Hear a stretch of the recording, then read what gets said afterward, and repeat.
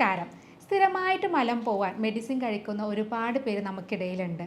നമ്മുടെ ഇന്നത്തെ ഭക്ഷണ രീതി കൊണ്ടും ജീവിതശൈലി കൊണ്ടും നമ്മൾ ഏറെ ബുദ്ധിമുട്ടിക്കുന്ന ഒന്നാണ് മലബന്ധം എന്ന് പറയുന്നത്. പല ആളുകളിലും പല രൂപത്തിലായിട്ടാണ് ഇത് അനുഭവപ്പെടുക. ചില ആളുകളിൽ ഡെയിലി മലം പോകും, പക്ഷെ നല്ല ടൈറ്റിലായിരിക്കും പോകുന്നത്. കൂടുതൽ പ്രഷർ കൊടുക്കേണ്ടി വരും. നമുക്ക് പോയി കഴിഞ്ഞാൽ വീണ്ടും പോകണമെന്നുള്ളൊരു ടെൻഡൻസി ഉണ്ടാകും. ഫുള്ളായിട്ട് പോകാത്തൊരവസ്ഥയായിരിക്കും. എന്നാൽ ചില ആളുകളിലാണെങ്കിൽ 2-3 ദിവസം കൂടുമ്പോഴേ പോകുള്ളൂ, അല്ലെങ്കിൽ ഒരാഴ്ചയൊക്കെ കഴിയുമ്പോഴേ മലം പോവുകയുള്ളൂ. ഇങ്ങനെയുള്ള ആളുകൾക്ക് ഭക്ഷണമൊക്കെ കറക്റ്റായിട്ട് കഴിക്കുന്നുണ്ടാവും, എന്നാലും മലം പോകാനുള്ള ടെൻഡൻസിയേ ഉണ്ടാവില്ല. ഇങ്ങനെ പലതരത്തിലാണ് നമുക്ക് മലബന്ധം അനുഭവപ്പെടുന്നത്. ചില പേഷ്യൻസ് ഒ പിയിൽ വന്നിട്ട് പറയാറുണ്ട്, ഡോക്ടറെ എനിക്ക് പൈൽസ് രോഗമാണെന്ന് തോന്നുന്നുണ്ട്, കാരണം എനിക്ക് മലം പോകുന്നേ ഇല്ല. മലം പോകാൻ വേണ്ടിയിട്ട് ഞാൻ കൈകൊണ്ടൊക്കെ എടുത്ത് കളയാണ് ചെയ്യുന്നതെന്ന് പറയാറുണ്ട്. അപ്പോൾ എങ്ങനെയാണ് നമുക്ക് വരുന്ന ഈ മലബന്ധം പൈൽസ് പോലെയുള്ള അസുഖങ്ങളിലേക്ക് നയിക്കുന്നത്? പൈൽസ് പോലെയുള്ള അസുഖങ്ങൾ വന്നു കഴിഞ്ഞിട്ടുണ്ടെങ്കിൽ നമ്മൾ ശ്രദ്ധിക്കേണ്ട കാര്യങ്ങൾ എന്തൊക്കെയാണ്? മലബന്ധം എങ്ങനെയാണ് ഫിസ്റ്റുല പോലെയുള്ള അസുഖങ്ങളിലേക്ക് നയിക്കുന്നത് തുടങ്ങിയ കാര്യങ്ങളാണ് ഇന്ന് ഈ വീഡിയോയിലൂടെ പറയുന്നത്.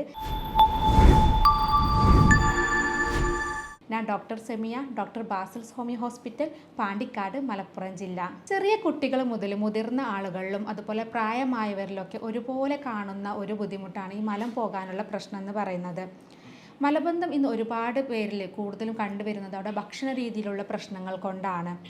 നമുക്ക് ഡെയിലി മലം പോയി കഴിഞ്ഞാൽ എല്ലാവർക്കും ഒരു ആശ്വാസമാണ്. എന്നാൽ അതിലെന്തെങ്കിലും ഒരു മാറ്റം വന്നു കഴിഞ്ഞാൽ നമ്മൾ ഡെയിലി സ്ഥിരമായിട്ട് പോകുന്ന സമയത്ത് എന്തെങ്കിലും തിരക്കുകളായി കഴിഞ്ഞിട്ടുണ്ടെങ്കിൽ, അല്ലെങ്കിൽ നമ്മുടെ ഫുഡിൽ എന്തെങ്കിലും ഒരു മാറ്റങ്ങൾ വന്നു കഴിഞ്ഞിട്ടുണ്ടെങ്കിൽ, എന്തെങ്കിലും കൂടുതൽ ടെൻഷനോ കാര്യങ്ങളൊക്കെ വന്നു കഴിഞ്ഞാൽ അപ്പോഴേക്കും നമുക്ക് മലം പോകാനുള്ള ഒരു ബുദ്ധിമുട്ട് അനുഭവപ്പെടാറുണ്ട്.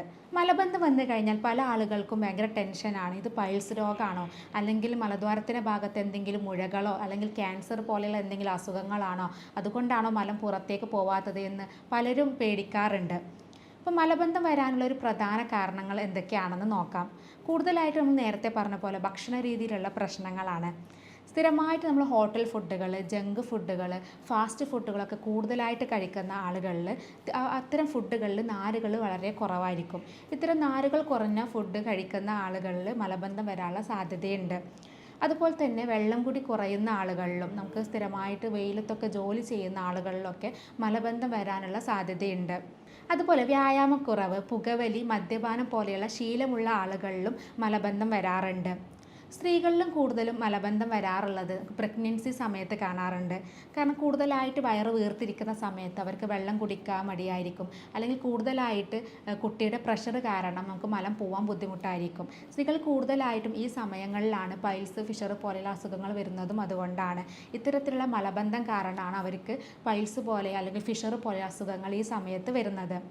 പുരുഷന്മാരിൽ കൂടുതലായിട്ട് മലബന്ധം വരുന്നത് അവരുടെ ഭക്ഷണത്തിലുള്ള മാറ്റങ്ങൾ കൊണ്ടാണ്. കൂടുതലായിട്ട് മൈദയുടെ ഉപയോഗം, അതായത് പൊറോട്ട പോലെയുള്ള ഫുഡുകൾ കൂടുതലായിട്ട് കഴിക്കുക, അല്ലെങ്കിൽ ബ്രെഡ്, പാസ്ത, അതുപോലെ നൂഡിൽസ് പോലെയുള്ള മൈദ കൂടുതൽ അടങ്ങിയിട്ടുള്ള റിഫൈൻഡ് മൈദകൾ അടങ്ങിയിട്ടുള്ള ഫുഡുകൾ കൂടുതലായിട്ട് കഴിച്ചു കഴിഞ്ഞിട്ടുണ്ടെങ്കിലും അവ നമുക്ക് മലബന്ധം ഉണ്ടാക്കുകയും പൈൽസ്, ഫിഷർ പോലെയുള്ള അസുഖങ്ങളിലേക്ക് നയിക്കുകയും ചെയ്യും.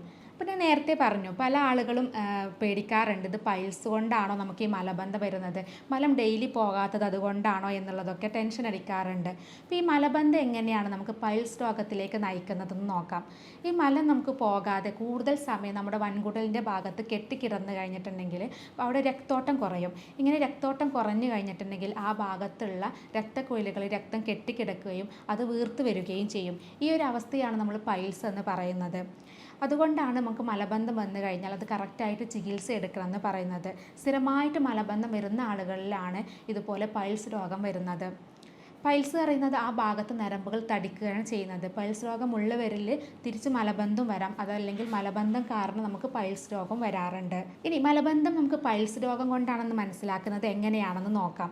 നമുക്ക് പൈൽസ് ഉള്ള ആളുകളിലാണെങ്കിൽ മലം കൂടുതലായിട്ട് പോകാൻ വേണ്ടിയിട്ട് നമ്മൾ പ്രഷർ കൊടുക്കുന്ന സമയത്ത് ചില ആളുകളിൽ ഈ നരമ്പുകൾ പുറത്തേക്ക് തള്ളി നിൽക്കാറുണ്ട്. അല്ലെങ്കിൽ നമ്മുടെ മലദ്വാരത്തിൻ്റെ ഭാഗത്തുള്ള നരമ്പുകൾ, പുറമേയുള്ള നരമ്പുകളാണെങ്കിൽ തടിക്കുന്നതെങ്കിൽ അത് നമ്മൾ എക്സ്റ്റേണൽ പൈൽസ് എന്നാണ് പറയുക. ഈ എക്സ്റ്റേണൽ പൈൽസ് കാരണം നമുക്ക് അവിടെ തടിപ്പുകൾ അനുഭവപ്പെടാറുണ്ട്. എന്നാൽ ചില ആളുകളിൽ തടിപ്പുകളൊന്നും ഉണ്ടാവില്ല, എന്നാൽ കൂടുതലായിട്ട് ബ്ലീഡിംഗ് ആണ് ഉണ്ടാവാറുള്ളത്. നമ്മൾ കൂടുതലായിട്ട് മലം പോകാൻ വേണ്ടി പ്രഷർ കൊടുക്കുന്ന സമയത്ത് ഈ രക്തക്കുഴലുകൾ പൊട്ടുകയും അതിൽ നിന്ന് ബ്ലീഡിംഗ് വരികയും ചെയ്യും. ഇങ്ങനെ ബ്ലീഡിംഗ് ഉണ്ടെങ്കിലും നമുക്കത് പൈൽസ് രോഗത്തിൻ്റെ ഒരു ലക്ഷണമായിരിക്കാം. അതുപോലെ നമുക്ക് ഇടയ്ക്കിടയ്ക്കായിട്ട് ഇങ്ങനെ ബാത്റൂമിൽ പോകാനുള്ളൊരു ടെൻഡൻസി വരിക.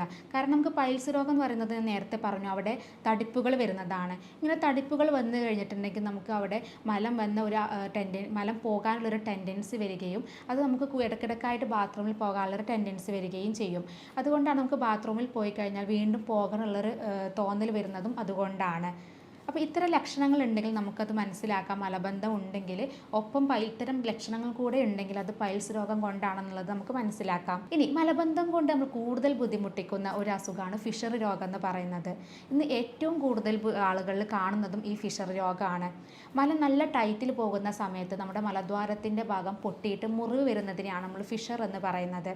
മലദ്വാരത്തിലുണ്ടാകുന്ന വിള്ളലുകളാണിവ. ഇവ വരുമ്പോഴാണ് നമുക്ക് കഠിനമായിട്ടുള്ള വേദന, പുകച്ചിൽ, നീറ്റിലൊക്കെ വരുന്നത്. അത് മലം പോകുന്ന സമയത്തായിരിക്കാം, അല്ലെങ്കിൽ മലം പോകുന്നതിന് മുമ്പ് നമുക്കത് അനുഭവപ്പെടാം. അതല്ലെങ്കിൽ മലം പോയി കഴിഞ്ഞാൽ കുറേ മണിക്കൂറുകൾ ഈ വേദന നമുക്ക് അനുഭവപ്പെടാറുണ്ട്. ഫിഷർ രോഗത്തിന് കൂടുതലായിട്ടും കണ്ടുവരുന്നത് ഈ വേദനയാണ്. പലപ്പോഴും ആളുകൾ ഈ വേദന കാണുമ്പോൾ അത് പൈൽസ് രോഗമാണെന്ന് തെറ്റിദ്ധരിക്കാറുണ്ട്. എന്നാൽ ഇങ്ങനെ വരുന്ന വേദനകൾ കൂടുതലായിട്ടും ഫിഷർ രോഗം കൊണ്ട് വരുന്നതാണ്. എന്നാൽ ഇതിൽ ബ്ലീഡിങ്ങും കാണിക്കാറുണ്ട്. ചില ആളുകളിൽ മലം പോയി കഴിഞ്ഞാൽ മലത്തിൽ ഒരു വര പോലെ ബ്ലീഡിങ് കാണാം. ഇത് ഫിഷർ രോഗത്തിൻ്റെ ഒരു ലക്ഷണമാണ്. കാരണം ആ മുറിവിലൂടെ വരുമ്പോഴാണ് ഇതുപോലെ ബ്ലീഡിങ് വരുന്നത്. അതുപോലെ തന്നെ ഇടയ്ക്കിടയ്ക്ക് പോകാനുള്ള ടെൻഡൻസി വരുന്നതും ആ ഭാഗത്ത് എരിച്ചിൽ, നീറ്റൽ വരുന്നതും കത്തി കൊണ്ടോ ബ്ലേഡ് കൊണ്ടൊക്കെ മുറിഞ്ഞതുപോലെയുള്ള ഒരു ഫീലിംഗ് വരുന്നതൊക്കെ ഈ ഫിഷർ രോഗത്തിൻ്റെ ലക്ഷണങ്ങളാണ്. അപ്പോൾ മലബന്ധം വന്നു കഴിഞ്ഞാൽ ഏറ്റവും കൂടുതൽ ആളുകളിൽ ഈ ഫിഷർ രോഗം കണ്ടുവരുന്നുണ്ട്. സ്ത്രീകളിൽ കൂടുതൽ ഞാൻ നേരത്തെ പറഞ്ഞ പോലെ പ്രഗ്നൻസി സമയത്താണ് ഇത് കൂടുതൽ വരുന്നത്. അവർ കൂടുതൽ ഡെലിവറി സമയത്ത് പ്രഷർ കൊടുക്കുമ്പോൾ, അല്ലെങ്കിൽ മലബന്ധം കാരണം മലം പോകാൻ പ്രഷർ കൊടുക്കുമ്പോൾ ആ ഭാഗത്ത് പൊട്ടിയിട്ട് മുറിവ് വരും. അതുകൊണ്ടാണ് സ്ത്രീകളിൽ ഫിഷർ രോഗം കൂടുതലായിട്ട് കണ്ടുവരുന്നത്. ഇനി മലദ്വാരത്തിൽ ഉണ്ടാകുന്ന മറ്റൊരു അസുഖമാണ് ഫിസ്റ്റുല എന്ന് പറയുന്നത്. നമുക്കറിയാം ഫിസ്റ്റുല എന്ന് പറയുന്നത് മലദ്വാരത്തിൽ നിന്ന് കുറച്ച് മാറിയിട്ട് ഒരു ഹോള് വരുന്നതാണ്. അത് മലദ്വാരത്തിൻ്റെ ഏതെങ്കിലും ഒരു ചുറ്റുഭാഗത്തായിട്ടാണ് വരുന്നത്. ഈ ഹോളുകൾ വരുന്ന സമയത്ത് ആ ഭാഗത്ത് തടിപ്പുകൾ വന്ന് അതിലൂടെ പഴുപ്പും നീരും പോകുന്നൊരവസ്ഥയാണ് ഫിസ്റ്റുല എന്ന് പറയുന്നത്.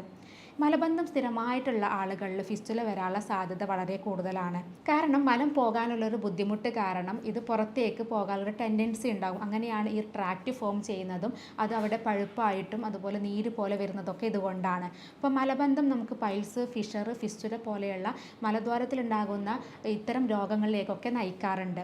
അതുകൊണ്ട് തന്നെ നമുക്ക് മലബന്ധം വന്നു കഴിഞ്ഞിട്ടുണ്ടെങ്കിൽ അതിന് കറക്റ്റായിട്ടുള്ള ചികിത്സ എടുക്കുക. പല ആളുകളും ഇങ്ങനെ മലബന്ധം വന്നു കഴിഞ്ഞാൽ നമ്മൾ ഹോസ്പിറ്റലിൽ പോകാതെ അടുത്തുള്ള മെഡിക്കൽ ഷോപ്പിലൊക്കെ പോയിട്ട് വയറിളകാനുള്ള മരുന്ന് കഴിക്കും. സ്ഥിരമായിട്ട് ഇങ്ങനെയുള്ള മരുന്നുകൾ കഴിക്കുന്ന ആളുകൾ ഒരുപാട് പേരുണ്ട്. എന്നാൽ ഇത്തരം മരുന്നുകൾ സ്ഥിരമായിട്ട് കഴിച്ചു കഴിഞ്ഞിട്ടുണ്ടെങ്കിൽ നമുക്ക് പിന്നീട് ഈ മരുന്നുകൾ കഴിക്കാതെ മലം പോവാത്തൊരവസ്ഥ വരും. അതുകൊണ്ട് തന്നെ ഇത്തരം മലം പോകാനുള്ള മെഡിസിൻസ് ഉപയോഗിക്കാതിരിക്കുന്നതാണ് നല്ലത്. അപ്പോൾ ഇങ്ങനെ മലബന്ധം വന്നു കഴിഞ്ഞാൽ അത് എന്തുകൊണ്ടാണ് വരുന്നത്, നമ്മുടെ ഭക്ഷണത്തിലുള്ള മാറ്റങ്ങൾ കൊണ്ടാണോ അല്ലെങ്കിൽ എന്തെങ്കിലും അസുഖങ്ങൾ കൊണ്ടൊക്കെ ആണെങ്കിൽ അത്തരം കാര്യങ്ങൾ മനസ്സിലാക്കി അതിന് കറക്റ്റായിട്ടുള്ള ചികിത്സ എടുത്തു കഴിഞ്ഞാൽ നമുക്കത് പൂർണ്ണമായിട്ട് തന്നെ മാറ്റിയെടുക്കാം. ഇനി സ്ഥിരമായിട്ട് മലബന്ധം വരുന്ന ആളുകൾ ശ്രദ്ധിക്കേണ്ട കുറച്ച് കാര്യങ്ങൾ പറഞ്ഞു തരാം. ഒന്ന്, ഭക്ഷണത്തിലാണ് ശ്രദ്ധിക്കേണ്ടത്. കൂടുതലായിട്ട് നാരുകൾ അടങ്ങിയിട്ടുള്ള ഫുഡുകൾ കഴിക്കുക. ഡെയിലി നമ്മളൊരു 25-30 ഗ്രാം നാരുകൾ നമ്മുടെ ഭക്ഷണത്തിൽ ഉൾപ്പെടുത്തണം. അതുപോലെ ധാരാളം വെള്ളം കുടിക്കുക. ഒരു 2-2.5 ലിറ്റർ ഡെയിലി നമ്മൾ വെള്ളം കുടിക്കണം. വെയിലത്ത് ജോലി ചെയ്യുന്ന ആളുകളാണെങ്കിൽ അവർ കൂടുതലായിട്ട് വെള്ളം ഉപയോഗിക്കണം. കാരണം അത് അവർക്ക് കൂടുതലായിട്ട് വിയർപ്പുള്ളത് കൊണ്ട് തന്നെ കൂടുതലായിട്ട് വെള്ളം നഷ്ടപ്പെടാനുള്ള സാധ്യതയുണ്ട്. അപ്പോൾ അത്തരം ആളുകൾ കൂടുതലായിട്ട് വെള്ളം കുടിക്കുക. അതുപോലെ തന്നെ ശ്രദ്ധിക്കേണ്ടത് നമ്മുടെ ഫുഡിലുള്ള മാറ്റങ്ങളാണ്. നമ്മൾ കൂടുതലായിട്ട് മൈദയുടെ സാധനങ്ങൾ, അതുപോലെ ഹോട്ടൽ ഫുഡുകൾ, ഫാസ്റ്റ് ഫുഡുകളൊക്കെ കൂടുതൽ കഴിക്കുന്ന ആളുകൾ അത്തരം ഭക്ഷണങ്ങളൊക്കെ കുറയ്ക്കുക. ആഴ്ചയിൽ ഒരു ദിവസം അല്ലെങ്കിൽ 2 ആഴ്ച കൂടുമ്പോൾ മാത്രം ഇത്തരം ഫുഡുകൾ കഴിക്കുക. ഇനി പുകവലി, മദ്യപാന ശീലമുള്ളവരാണെങ്കിൽ അത്തരം ശീലങ്ങൾ പൂർണ്ണമായിട്ട് തന്നെ ഒഴിവാക്കുക. അതുപോലെ തന്നെ ഡെയിലി വ്യായാമം ചെയ്യുന്നത് നല്ലതാണ്. ഇത് നമ്മുടെ ആ ഭാഗത്തുള്ള രക്തോട്ടം കൂടാനും അത് നമുക്ക് ആ ഭാഗത്തുള്ള മലബന്ധം ഒഴിവാകാനും മലം കെട്ടിക്കിടക്കുന്നത് പൂർണ്ണമായിട്ട് മാറാനും സഹായിക്കും. അതുകൊണ്ട് തന്നെ ഡെയിലി നമ്മളൊരു 45 മിനിറ്റ് അല്ലെങ്കിൽ ഒരു 30 മിനിറ്റ് നമ്മൾ ഡെയിലി വ്യായാമം ചെയ്യുന്നത് വളരെ നല്ലതാണ്. അതുപോലെ മലബന്ധം സ്ഥിരമായിട്ടുള്ള ആളുകളാണെങ്കിൽ കുറച്ച് ബ്ലഡ് ടെസ്റ്റുകൾ ചെയ്യുന്നത് നല്ലതാണ്. അതായത് തൈറോയിഡ് ഫംഗ്ഷൻ ടെസ്റ്റ് ചെയ്ത് കഴിഞ്ഞാൽ നമുക്ക് തൈറോയിഡ് രോഗം ഉള്ളവരിൽ മലബന്ധം വരാനുള്ള സാധ്യതയുണ്ട്. തൈറോയ്ഡ് രോഗത്തിൽ ഹൈപ്പോതൈറോയിഡിസത്തിലാണ് മലബന്ധം വരാനുള്ള സാധ്യത കൂടുതൽ. ഹൈപ്പോതൈറോയിഡിസം എന്ന് പറയുന്നത് നമ്മുടെ തൈറോയ്ഡ് ഹോർമോണുകൾ കുറയുന്നതും അതുപോലെ TSHൻ്റെ ലെവൽ കൂടുന്ന ഒരവസ്ഥയാണ്. ഇങ്ങനെ വന്നു കഴിഞ്ഞാൽ നമുക്ക് മലദ്വാരത്തിൻ്റെ ഭാഗത്ത് മലം പോകാനുള്ള ബുദ്ധിമുട്ടുകൾ അനുഭവപ്പെടാറുണ്ട്.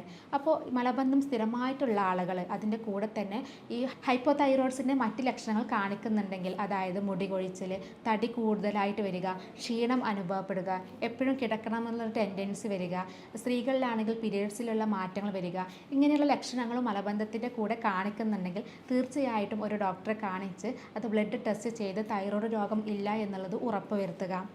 അതുപോലെ കൊളസ്ട്രോൾ പോലെയുള്ള അസുഖങ്ങളിലും ഷുഗർ പോലെയുള്ള അസുഖങ്ങളിലൊക്കെ സ്ഥിരമായിട്ട് ഇതിനുള്ള മെഡിസിൻസ് കഴിക്കുന്ന ആളുകളിലൊക്കെ മലബന്ധം വരാനുള്ള സാധ്യതയുണ്ട്. അപ്പോൾ അതുകൊണ്ട് തന്നെ കറക്റ്റായിട്ട് ബ്ലഡ് ടെസ്റ്റുകൾ ചെയ്ത് കഴിഞ്ഞാൽ ഇത്തരം രോഗങ്ങളുണ്ടോ എന്നുള്ളത് നമുക്ക് അറിയാൻ പറ്റും. പലപ്പോഴും കുട്ടികളിൽ മലബന്ധം വരാനുള്ള ഒരു പ്രധാന കാരണം എന്ന് പറയുന്നത് അവർക്ക് മലം പോകാനുള്ള ഒരു മടി കാരണമാണ്.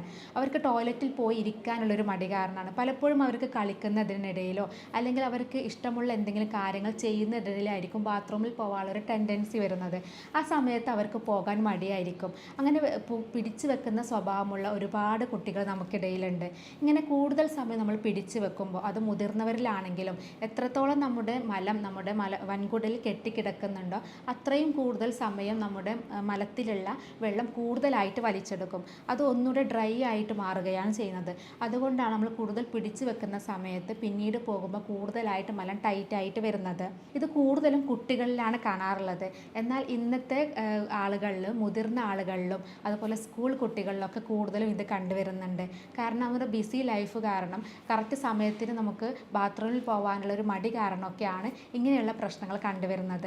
അതുകൊണ്ട് തന്നെ നമുക്ക് മലം പോകണം എന്നുള്ളൊരു ടെൻഡൻസി വന്നു കഴിഞ്ഞാൽ നിർബന്ധമായിട്ട് നമ്മൾ ടോയ്ലറ്റിൽ പോവുക, കൂടുതൽ സമയം പിടിച്ചു വെക്കാതിരിക്കുക. അതുപോലെ തന്നെ ഇന്ന് കൂടുതൽ ആളുകളും കാണുന്ന ഒരു ശീലമാണ് ടോയ്ലറ്റ് ശീലമാണ് കൂടുതൽ സമയം ബാത്റൂമിൽ ഇരിക്കുക എന്നുള്ളത്. കുറേ സമയം നമ്മൾ ബാത്റൂമിൽ ഇരുന്ന് കഴിഞ്ഞാൽ അവിടെയുള്ള മസിൽസിന് കൂടുതൽ ഇറിറ്റേഷൻ വരികയും അത് ലൂസ് ആവുകയും അത് നമുക്ക് കൂടുതൽ അവിടെ ഫിഷർ പോലെയുള്ള അസുഖങ്ങളും അതുപോലെ പൈൽസ് പോലെയുള്ള അസുഖങ്ങളൊക്കെ വരാനുള്ള സാധ്യതയുണ്ട്. അതുകൊണ്ട് തന്നെ അത്തരം ശീലമുള്ള ആളുകളാണെങ്കിൽ ആ ശീലങ്ങളൊക്കെ പൂർണ്ണമായിട്ട് തന്നെ ഒഴിവാക്കുക. ഇനി മലബന്ധം കാരണം നമുക്ക് പൈൽസ്, ഫിഷർ, ഫിസ്റ്റുല പോലെയുള്ള അസുഖങ്ങളൊക്കെ ഉള്ളവരാണെങ്കിൽ തീർച്ചയായിട്ടും വേറെ കുറച്ച് കാര്യങ്ങൾ കൂടെ നമ്മൾ ശ്രദ്ധിക്കേണ്ടതുണ്ട്. കൂടുതൽ സമയം ഇരുന്ന് ജോലി ചെയ്യുന്ന ആളുകളാണെങ്കിൽ നമ്മൾ ഓരോ മണിക്കൂറും എഴുന്നേറ്റ് റിലാക്സ് ചെയ്യണം. കാരണം കൂടുതൽ സമയം ഇരിക്കുന്ന സമയത്ത് ആ ഭാഗത്ത് രക്തോട്ടം കുറയുകയും ഇതുപോലെ നരമ്പുകളിൽ രക്തം കെട്ടിക്കിടക്കുകയും പൈൽസ് രോഗം കൂടുതലാവാൻ സാധ്യതയുണ്ട്. അതുകൊണ്ടാണ് കൂടുതലായിട്ട് ഇരുന്ന് ജോലി ചെയ്യുന്ന ആളുകളിൽ ഇത്തരം രോഗങ്ങൾ കൂടുതലായിട്ട് കണ്ടുവരുന്നത്. അതുപോലെ കൂടുതൽ യാത്രയൊക്കെ ചെയ്യുന്ന സമയത്താണെങ്കിലും നമ്മൾ ഇടയ്ക്കിടയ്ക്കായിട്ട് ഒന്ന് റെസ്റ്റ് ചെയ്യുന്നത് വളരെ നല്ലതാണ്. മലബന്ധമുള്ള ആളുകൾ നമ്മൾ വീട്ടിൽ വെച്ച് ചെയ്യാവുന്ന കുറച്ച് ടിപ്സുകൾ പറഞ്ഞു തരാം. ജീരകം വളരെ നല്ലതാണ്. ജീരകം ഇട്ട് തിളപ്പിച്ചിട്ടുള്ള വെള്ളം കുടിക്കുന്നത് കറക്റ്റായിട്ട് പോകാൻ വേണ്ടിയിട്ട് സഹായിക്കും. അതുപോലെ തന്നെ ജീരകത്തിൽ അടങ്ങിയിട്ടുള്ള ആൻറ്റി ഓക്സിഡൻസ് ഒക്കെ നമുക്ക് ആ ഭാഗത്തുള്ള മസിൽസിനെ കൂടുതൽ റിലാക്സ് ചെയ്യിപ്പിക്കുകയും അത് മലം കറക്റ്റ് പോകാൻ വേണ്ടിയിട്ട് സഹായിക്കുകയും ചെയ്യും. അതുപോലെ കറുത്ത ഉണക്കമുന്തിരി രാത്രിയിൽ വെള്ളത്തിലിട്ട് കുതിർത്ത് വെച്ച് രാവിലെ വെറും വയറ്റിൽ ആ വെള്ളത്തോട് കൂടെ കുടിക്കുന്നത് വളരെ നല്ലതാണ്. ഇതും മലബന്ധം പൂർണ്ണമായിട്ട് ഒഴിവാകാൻ വേണ്ടി സഹായിക്കും.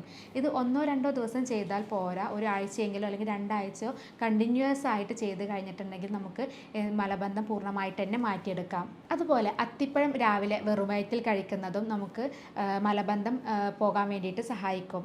ഇങ്ങനെ സ്ഥിരമായിട്ട് മലബന്ധമുള്ള ആളുകൾ ഇത്തരം കാര്യങ്ങൾ ശ്രദ്ധിച്ചു കഴിഞ്ഞാൽ നമുക്കത് മലബന്ധം വരാതെ നോക്കാം. ഈ ചികിത്സയിലേക്ക് വരികയാണെങ്കിൽ ഇതിന് ഫലപ്രദമായിട്ടുള്ള ചികിത്സ ലഭ്യമാണ്. നമ്മളിവിടെ ചെയ്യുന്നത് രോഗിയുടെ ശാരീരികവും മാനസികവുമായിട്ടുള്ള കാര്യങ്ങൾ പഠിച്ച് യൂറോപ്യൻ നിർമ്മിത സോഫ്റ്റ്വെയറുകൾ ഉപയോഗിച്ചാണ് ചികിത്സ കൊടുക്കുന്നത്.